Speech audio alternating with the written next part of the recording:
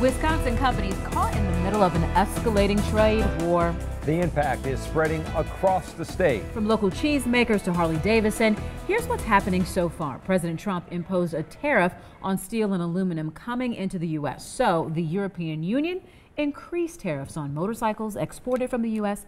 As a result, this morning, Harley announced that it will shift some of its production of motorcycles to factories overseas.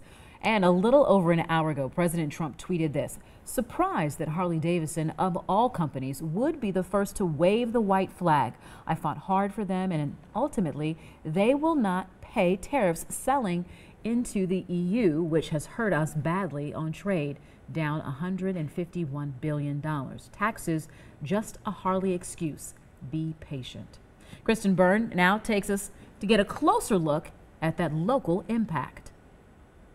In new financial documents filed, Harley-Davidson says this move was not what it wanted to do. Harley says European Union tariffs on its motorcycles exported from the U.S. to overseas have jumped from 6 to 31%. So instead of making the bikes in America, some production will happen outside of the states. It's not your typical, we're just trying to cut costs and save money by moving overseas. It's a direct result of a policy that actually originated from the United States government. Harley explains shifting work overseas was the, quote, only sustainable option to make its motorcycles accessible to customers in the EU. The Harley Union calls the move a slap in the face, saying, quote, will Harley use any excuse to ship jobs overseas?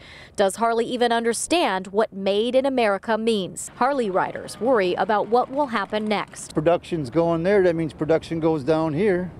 Means less jobs, I would think. Even Governor Scott Walker is weighing in, calling for the trade tariffs to be eliminated. The interest of the United States is not to put more tariffs on, but rather to create a level playing field where there are no tariffs in the future. Harley says it will bear the burden of the tariff increase for now, but the financial future is still unclear. Job loss isn't guaranteed. Residual effects are still sort of unknown at this point. Changes to production are expected to happen within the next 9 to 18 months. In Milwaukee, Kristen Byrne, today's TMJ4.